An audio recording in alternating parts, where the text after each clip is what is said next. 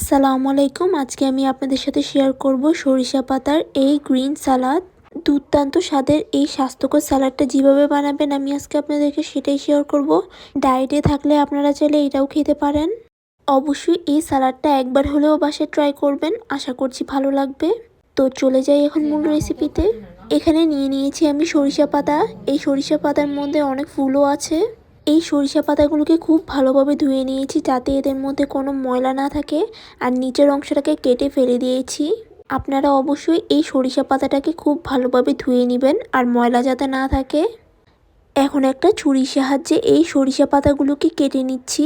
1 থেকে 2 ইঞ্চি সাইজের করে কাটলে এটা হবে, বেশি ছোট করে কাটবেন না, না হলে কিন্তু পরে মাখলে এটার থেকে পানি উঠবে বেশি। তারপর এখানে নিয়ে নিয়েছি একটা ডিম, কাঁচামরিচ, তারপরে ধনেপাতা আর পেঁয়াজ কুচি। ডিমটা দেওয়ার ফলে এই সালাডটা খেতে আরও অনেক বেশি টেস্টি হবে, আর মরিচটা দিলে একটু ঝালঝালও লাগবে, ভালোই লাগবে। এখন এই সরিষা পাতাগুলোকে একটা বাটির মধ্যে নিয়ে নিলাম। এখন এই সরিষা পাতাটাকে আলতো হাতে একটু চটকে মেখে নিতে হবে। বেশি প্রেসার দিয়ে মাখবেন না, না হলে কিন্তু এটার থেকে পানি ওঠা শুরু হয়ে যাবে। হালকা করে প্রেসার দিয়ে এটা খুব ভালোভাবে মেখে নিতে হবে। আর এখানে কিন্তু প্রথমেই লবণ দেওয়া যাবে না, না হলে কিন্তু এর থেকে পানি উঠবে। তারপরে এখানে দিয়ে দিচ্ছি কেটে রাখা সেই পেঁয়াজ কুচিগুলো। তারপরে এখানে দিয়ে দিচ্ছি 2 থেকে 3টা কাঁচামরিচ, যেটা এখানে দিয়ে দিলাম।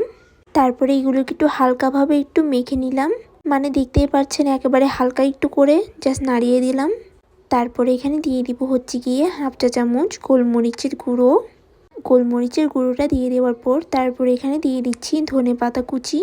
গোলমরিচটা কিন্তু অবশ্যই দিবেন, গোলমরিচটা দিলে কিন্তু এর ফ্লেভারটাই পুরো চেঞ্জ হয়ে যাবে। আর গোলমরিচও কিন্তু আমাদের স্বাস্থ্যের জন্য অনেক ভালো। তারপর এখানে আমি একটা ডিম গ্রেট করে দিয়ে দিচ্ছি প্রথমেই।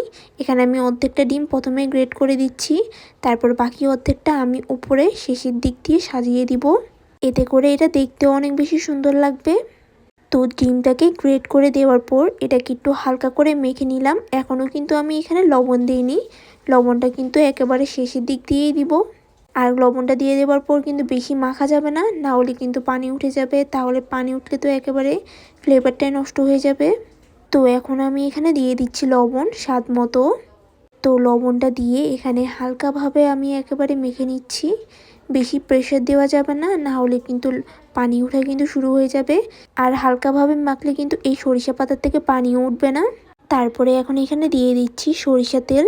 আপনারা চাইলে এখানে অলিভ অয়েলটাও দিতে পারেন, দুইটাই অনেক বেশি স্বাস্থ্যকর। তারপরে হালকাভাবে মেখে ডিম গ্রেট করে দিয়ে দিচ্ছি এখানে। তো এই তো হয়ে গিয়েছে আমার এই দুর্দান্ত স্বাদের এই সালাডটা। এই সালাডটা কিন্তু অনেক বেশি স্বাস্থ্যকর, আপনাদের ডায়েটের লিস্টে এটাও যোগ করতে পারেন। তো এই তো এতটুকুই, দেখা হচ্ছে অন্য কোনো রেসিপি নিয়ে। আল্লাহ হাফেজ।